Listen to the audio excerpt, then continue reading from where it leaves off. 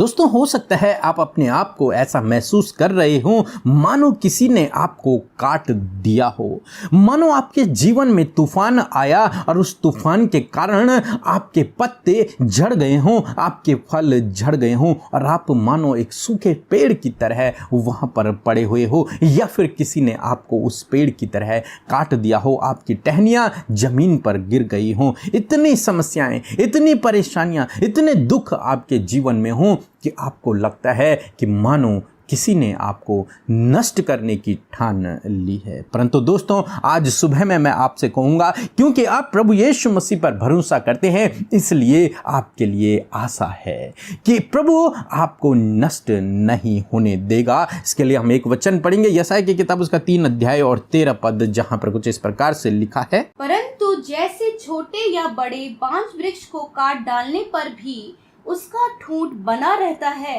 वैसे ही पवित्र वंश का ठूंठ बना रहेगा। आमीन। दोस्तों, यहाँ पर परमेश्वर का वचन उत्साहित करता है एक उदाहरण के द्वारा कि जिस प्रकार से छोटे या बड़े बांज वृक्ष को यदि भूमि से काट डाला भी जाए, यदि किसी बांज वृक्ष को काट डाल दिया जाए और उसका ठूंठ सूख भी जाए, तो भी उसके लिए एक आशा बनी रहती है कि उसका जो ठूंठ है, जो उसकी जड़ें जो जमीन में हैं, वो नष्ट नहीं होती हैं, वे बनी रहती हैं। और बाइबल कहती है अय्यूब की किताब में उसका 14 अध्याय और 7 से 9 पद में कि जब वर्षा की सुगंध पाकर वो ठूंठ फिर से पनपने लगता है, वो ठूंठ पर फिर से कोंपलें निकलने लगती हैं, फिर से उससे डालियां फूटने लगती हैं और वो फिर से एक पेड़ बन जाता है, फिर से उस पर वैसे ही हरे भरे पत्ते लगते हैं, फिर से उस पर वैसे ही फल लगते हैं और परमेश्वर उस पेड़ को फिर से बढ़ाता है,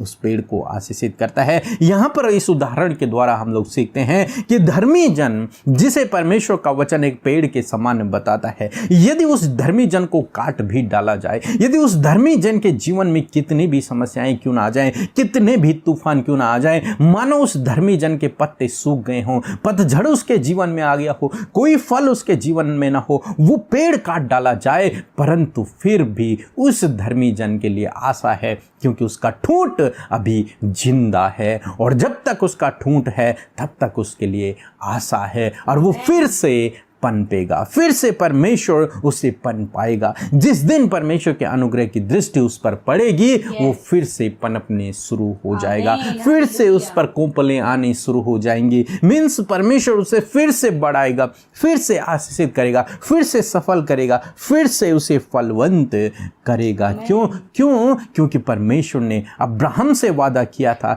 कि परमेश्वर उसकी संतान को आशीष देगा, उसकी संतानों को बढ़ाएगा। और यहाँ पर परमेश्वर का वचन यही कहता है कि वैसे ही पवित्र वंश उसका ठूंठ रहेगा। इसी प्रकार से जो अब्राहम का वंश है, उसका ठूंठ हमेशा हमेशा बना रहेगा, उसका ठूंठ कभी भी नष्ट नहीं होगा। दोस्तों, इसी प्रकार से परमेश्वर ने आपको भी चुना है, आपको भी बुलाया। हो सकता है इस समय आपके जीवन में समस्याएं हों, परेशानियां हों, दुख हों, विपत्तियां हों, परंतु मैं आपसे कहूंगा कि आप नष्ट नहीं होंगे, क्योंकि आप परमेश्वर के पवित्र जन हैं, क्योंकि आप परमेश्वर के धर्मी जन हैं और वो धर्मी को कभी भी टलने नहीं देता। वो फिर से आपको पन पाएगा, फिर से आपको उठाएगा, फिर से आपको आशीषित करेगा, फिर से आपको सफल करेगा, फिर से आपको फलवंत करेगा।